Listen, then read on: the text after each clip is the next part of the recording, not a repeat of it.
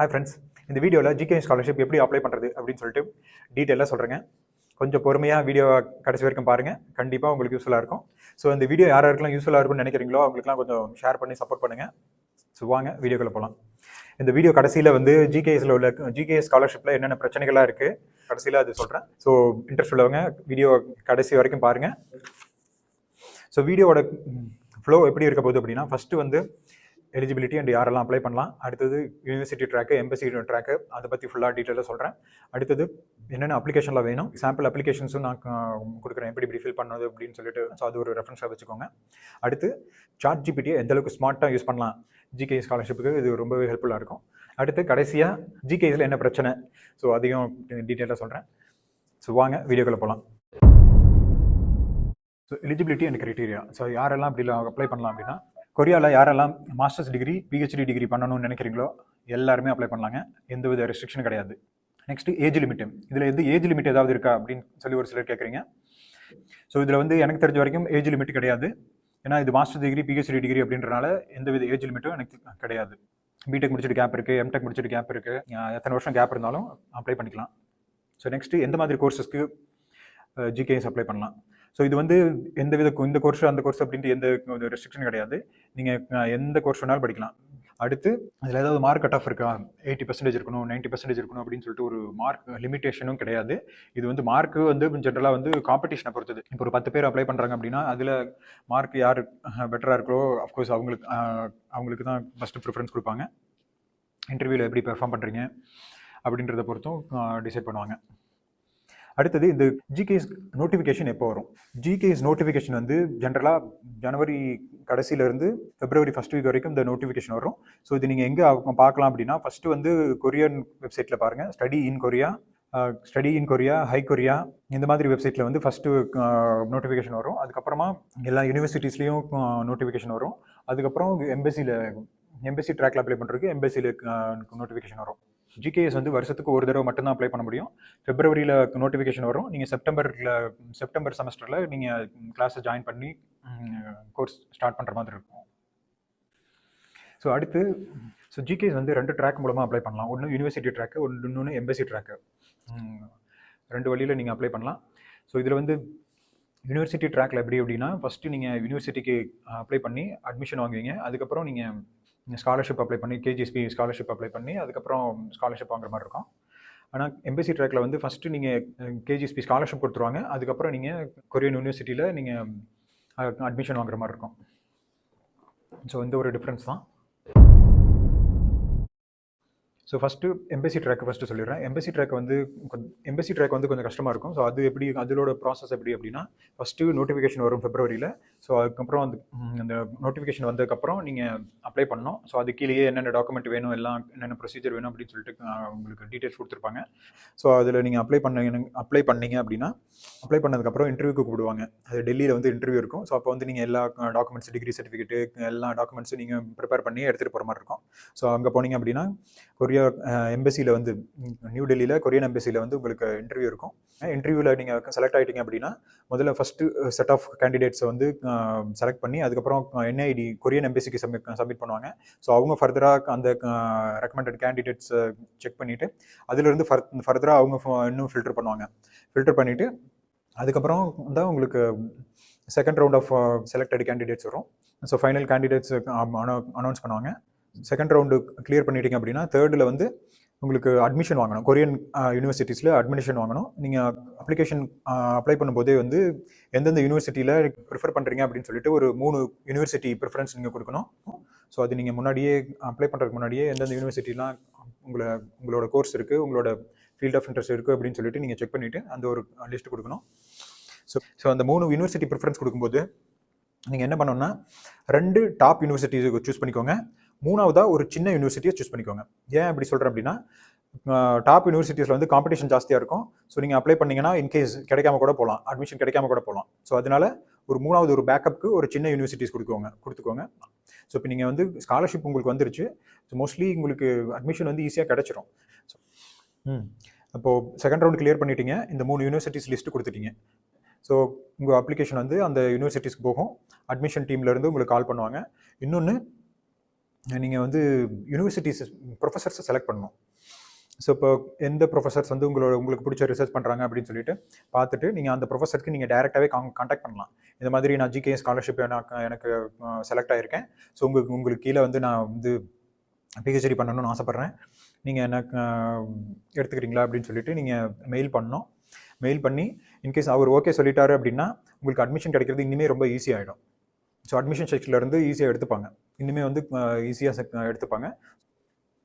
So scholarship கிடைச்ச உடனே ப்ரொஃபஸர்ஸை contact பண்ண ஆரம்பிச்சிருங்க.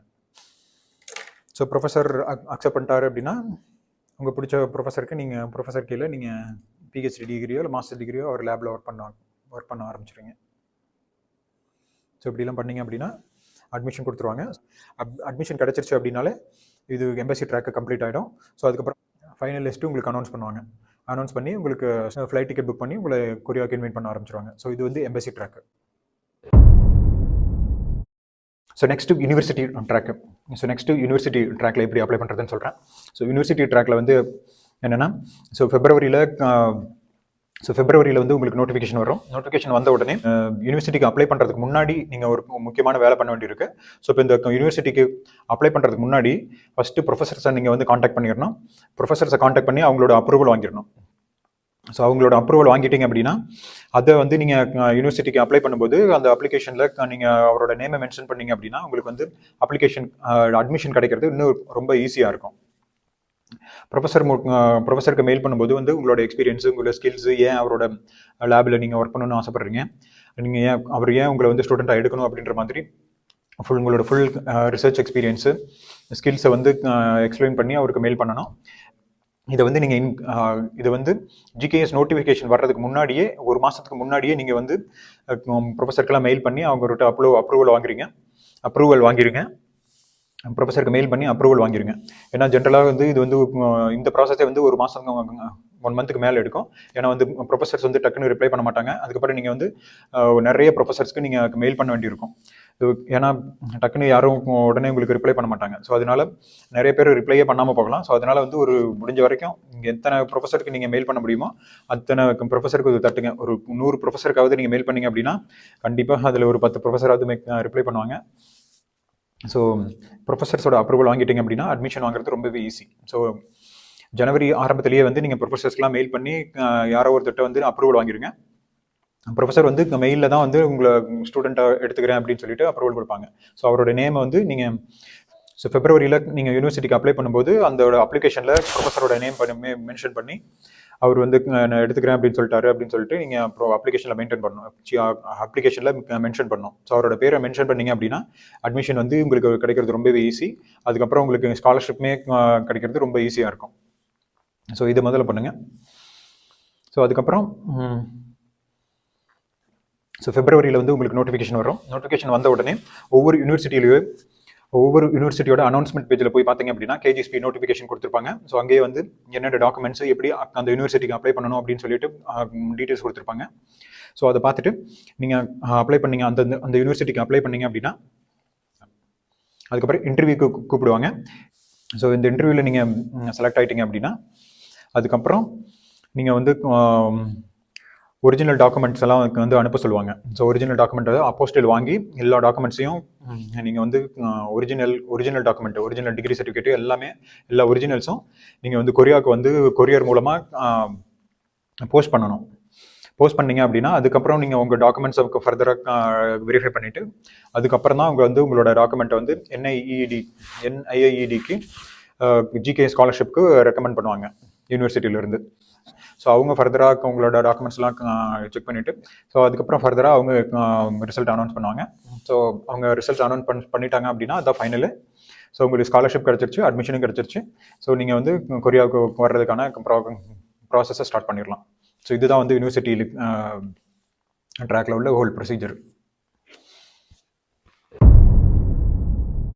ஓகே, அடுத்து என்னென்ன டாக்குமெண்ட்ஸ் தேவை அப்படின்னு சொல்லிட்டு இந்த ஸ்க்ரீன்ஷாட் கொடுக்குறேன். இந்த ஸ்க்ரீன்ஷாட்டை பார்த்துட்டு நீங்கள் இது பண்ணிக்கோங்க. ஸோ இப்போ இந்த டாக்குமெண்ட் ப்ரிப்பரேஷனுக்கே ஒரு டைம் எடுக்கும், ஒரு 2 to 3 வீக்ஸ் இருக்கும். ஸோ இந்த அனௌன்ஸ்மெண்ட் வரதுக்கு முன்னாடியே இந்த டாக்குமெண்ட்ஸில் என்னென்ன வேணும் அப்படின்னு சொல்லிட்டு பார்த்துட்டு நீங்கள் ரொம்ப அட்வான்ஸ்டாக நீங்கள் எல்லாமே ப்ரிப்பேர் பண்ணி வச்சுக்கோங்க.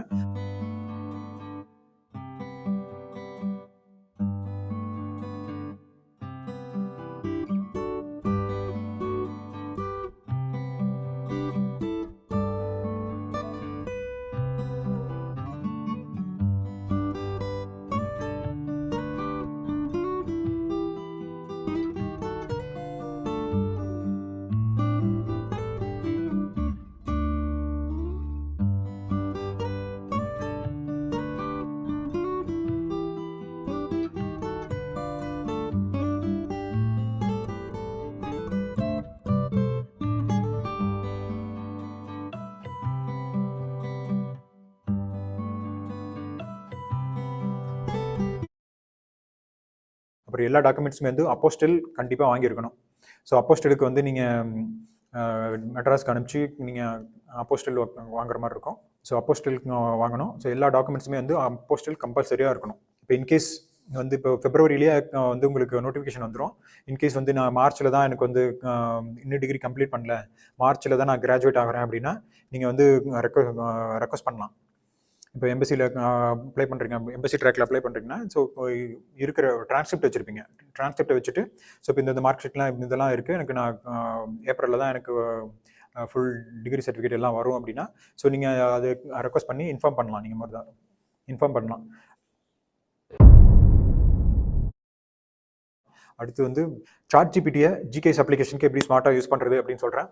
உங்கள் ஜிகே சம்மந்தமாக என்னென்ன கொஷின்ஸ் இருக்கோ அது எல்லாத்தையுமே வந்து நீங்கள் சாட் ஜிபிடி கேட்டிங்க அப்படின்னா அது உங்களுக்கு நெட்டை ஃபுல்லாக அலசி உங்களுக்கு பெஸ்ட்டான ஒரு ஆன்சர் கொடுத்துரும். இப்போ உதாரணத்துக்கு சொல்லணும் அப்படின்னா யூனிவர்சிட்டி ட்ராக்கு எப்படி அப்ளை பண்ணுறது அப்படின்னு சொல்லிட்டு இப்போ டைப் பண்ணுற பாருங்க. டைப் பண்ணால் அது அப்படியே உங்களுக்கு என்னென்ன ப்ரொசீஜரு, என்னென்ன அப்ளிகேஷன் ஃபார்ம் வேணும் அப்படின்னு சொல்லிட்டு இந்த மாதிரி டீட்டெயிலாக உங்களுக்கு கொடுத்துரும். இன்னொன்று அடுத்து இப்போ உங்கள் கோர்ஸ் இருக்குது. இப்போ மைக்ரோபாலஜி நீங்கள் அப்ளை பண்ணுறீங்க அப்படின்னா மைக்ரோபாலஜி கோர்ஸ் எந்தெந்த கொரியாவில் எந்தெந்த யூனிவர்சிட்டிஸ்லாம் இருக்குது அப்படின்னு சொல்லிட்டு நீங்கள் சாட் ஜிபிடி கேட்டிங்க அப்படின்னா இங்கே பாருங்கள் டைப் பண்ணுறேன். மைக்ரோபயாலஜி இருக்குது அப்படின்னு கேட்டிங்க அப்படின்னா ஸோ மைக்ரோபாலஜி கோர்ஸ் எந்தெந்த யூனிவர்சிட்டிஸ்லாம் கொரியாவில் இருக்குது அப்படின்னு சொல்லிட்டு கேட்டிங்கன்னா அது என்னென்ன யூனிவர்சிட்டி நேம்லாம் கொடுக்கும். ஸோ ஃபஸ்ட்டு வந்து ஒரு கொஞ்சம் லிஸ்ட்டு தான் கொடுக்கும். இல்லை பத்தாவது இன்னும் மோர்னு டைப் பண்ணிங்கன்னா மோர் இன்ஃபர்மேஷன் டைப் பண்ணிங்க அப்படின்னா அது இன்னும் ஃபர்தராக சர்ச் பண்ணி உங்களுக்கு நிறைய லிஸ்ட்டு கம்ப்ளீட்டாக கண்டினியூஸாக லிஸ்ட்டு கொடுத்துட்டே இருக்கும். ஸோ இப்போ இந்த லிஸ்ட்டெல்லாம் நீங்கள் இங்கிலீஷில் தான் கொடுத்துருக்கேன், எனக்கு இங்கிலீஷ் சரியாக புரியாது அப்படின்னா இப்போ அது அப்படியே தமிழில் ட்ரான்ஸ்லேட் பண்ணி கொடு அப்படின்னு கேட்டிங்க அப்படின்னா இங்கே பாருங்கள் அழகாக இந்த மாதிரி தமிழ்லேயே உங்களுக்கு ட்ரான்ஸ்லேட் பண்ணி ஃபுல் டீட்டெயில்ஸ் கொடுத்துரும். இன்னொன்று எந்தெந்த ப்ரொஃபஸர்ஸ்லாம் வந்து இப்போது ட்ரக் டிஸ்கவரி வந்து உங்களோட ஃபீல்ட் ஆஃப் இன்ட்ரெஸ்ட்னா இப்போ ட்ரக் டிஸ்கவரியில் எந்தெந்த ப்ரொஃபஸர்ஸ்லாம் ஒர்க் பண்ணிட்டு இருக்காங்க, ட்ரக் டிஸ்கவரி ஃபீல்டில் கொரியாவில் எந்தெந்த ப்ரொஃபஸர்ஸ்லாம் ஒர்க் பண்ணிட்டு இருக்காங்க அவங்களோட நேம் எல்லாம் கொடு அப்படின்னு கேட்டிங்கன்னா ஸோ இந்த மாதிரி உங்களுக்கு எந்தெந்த ப்ரொஃபஸர்ஸ்லாம் இந்த ட்ரக் டிஸ்கவரி ஃபீல்டில் ஒர்க் பண்ணுறாங்க அப்படின்னு சொல்லிட்டு ஒரு நேம் கொடுக்கும். ஸோ நீங்கள் அப்ளை பண்ணுறதுக்கு வந்து இன்னும் கொஞ்சம் ஈஸியாக இருக்கும். ஸோ இப்போ ஒரு ஸ்டடி பிளானே எழுதுறீங்க, அது வந்து கிராமட்டிக்கல் மிஸ்டேக் இல்லாமல் எனக்கு எழுத தெரியாது அப்படின்னா ஸோ நீங்கள் முடிஞ்ச வரைக்கும் எழுதி அதை நீங்கள் சாட் ஜிபிடியில் போஸ்ட் பண்ணி ஸோ இதில் உள்ள கிராமர் மிஸ்டேக் இல்லாமல் எனக்கு இந்த ஸ்டடி பிளானை வந்து நல்லா டெவலப் பண்ணி எழுதி கொடு அப்படின்னு சொன்னீங்கன்னா அதுவே நீங்கள் கொடுத்த இன்ஃபர்மேஷனை வச்சு அதுவே ஒரு ஸ்டடி பிளான் எழுதி கொடுத்துரும். யூனிவர்சிட்டி சர்ச் பண்ணுறதுக்கு உங்கள் கோர்ஸ் எங்கெங்கே இருக்குது அப்படின்னு சர்ச் பண்ணுறதுக்கு சாட் ஜிபிடி யூஸ் பண்ணிக்கலாம். இப்போ இன்னொன்று சப்போஸ் இப்போ ஒரு யூனிவர்சிட்டி பேஜ் ஓப்பன் பண்ணுறீங்க, அது ஃபுல்லாக கொரியனில் தான் இருக்குது அப்படின்னா ஸோ இப்போ அந்த லிங்க் சாட் ஜிபிடியில் பேஸ்ட் பண்ணி ஸோ இது ஃபுல்லாக கொரியனில் இருக்குது, ஸோ இது எனக்கு புரிகிற மாதிரி இங்கிலீஷ்லேயோ தமிழ்லேயோ நல்லா டிரான்ஸ்லேட் பண்ணி கொடு அப்படின்னு சொன்னீங்கன்னா நீங்கள் அது தெளிவாக கிராமட்டிக்கல் மிஸ்டேக் இல்லாமல் உங்களுக்கு நீங்கள் என்ன மொழியில் கேட்குறீங்களோ அதை அப்படியே உங்களுக்கு கொடுத்துரும். ஓகே, ஃபைனலாக ஜிகேஎஸில் என்னென்ன பிரச்சனை இருக்குது. First Korean language. இப்போ ஜிகேஎஸில் வந்தீங்க அப்படின்னா 1 இயர் கம்பல்சரி கொரியன் லாங்குவேஜ் நீங்கள் படிச்சே தீரணும். மாஸ்டர் டிகிரி வந்து 2 வருஷம் அப்படின்னா 1 இயர் நீங்கள் கம்பல்சரி கொரியன் படித்து அதில் டாபிக் லெவல் 3 கிளியர் பண்ணால் மட்டும்தான் அடுத்து நீங்கள் டிகிரி ஸ்டார்ட் பண்ண முடியும். இன்னும் ஒரு சில யூனிவர்சிட்டிஸில் வந்து நீங்கள் இன்கேஸ் கிளியர் பண்ணல அப்படின்னாலும் உங்கள் மாஸ்டர் டிகிரி ஸ்டார்ட் பண்ணலாம். ஆனால் அந்த மாஸ்டர் டிகிரி கம்ப்ளீட் பண்ணுறதுக்கு முன்னாடி நீங்கள் வந்து டாபிக் லெவல் 3 கிளியர் பண்ணியிருக்கணும். ஸோ இது ஃபஸ்ட்டு. ஜிகேஎஸில் வந்து ஸ்காலர்ஷிப் எவ்வளோ தர்றாங்க அப்படின்னு பார்த்தா மாஸ்டர் டிகிரிக்கு வந்து 9 lakh கொரியன் ஒன்று, பிஹெச்டிக்கு வந்து 1 million கொரியன் ஒன்று ஒவ்வொரு மாதமும் உங்களுக்கு தருவாங்க. நம்ம ஒரு அமௌண்ட்டுக்கு பார்த்தீங்க அப்படின்னா மாஸ்டர்ஸ் டிகிரிக்கு 54,000, பிஹெச்டி டிகிரிக்கு ஒரு 60,000 ரூபா. இன்னொன்று ஜிகேஎஸில் வேணால் பிஹெச்டி பண்ணுறவங்களுக்கு பிஹெச்டி வந்து கொரியாவில் வந்து மினிமம் 3 to maximum 5 years வரைக்கும் எடுக்கும். ஸோ அதனால் ஒரு ஜிகேஎஸில் வந்து 3 வருஷம் மட்டும்தான் தருவாங்க. ஸோ அது ஒரு டிஸ்அட்வான்டேஜ். ஸோ ஜிகேஎஸில் இந்த 2 பிரச்சனை இருக்குது. ஒரு சின்ன டிஸ்க்ளைமர் அலர்ட்டு, ஏதோ என்னால் முடிஞ்ச வரைக்கும் பேசியிருக்கேன். ஒரு சில இன்ஃபர்மேஷன்ஸ்னால் நான் விட்டுருக்கலாம். ஜிகேஎஸ் பற்றின லிங்க்ஸ் எல்லாம் வந்து டிஸ்கிரிப்ஷனில் கொடுக்குறேன். ஜிகேஎஸ் பற்றின ஃபுல் டீட்டெயில்ஸை வந்து இன்னும் படித்து தெளிவாக தெரிஞ்சுக்கோங்க. ஸோ எனக்கு தெரிஞ்ச இன்ஃபர்மேஷனை என்னோட எக்ஸ்பீரியன்ஸை இது மூலமாக ஷேர் பண்ணியிருக்கேன். ஸோ இதுக்கு மேலே உங்களுக்கு ஏதாவது கொஸ்டின்ஸ் இருந்துச்சு, டவுட் இருந்துச்சு அப்படின்னா என்னோட இன்ஸ்டாகிராம் ஐடியை டிஸ்கிரிப்ஷனில் கொடுத்துருக்கேன். ஸோ அதில் காண்டாக்ட் பண்ணி ஏதாவது கொஸ்டின்ஸ் இருந்தது அப்படின்னா அதில் கேளுங்க. தேங்க்யூ ஃபார் வாட்சிங்.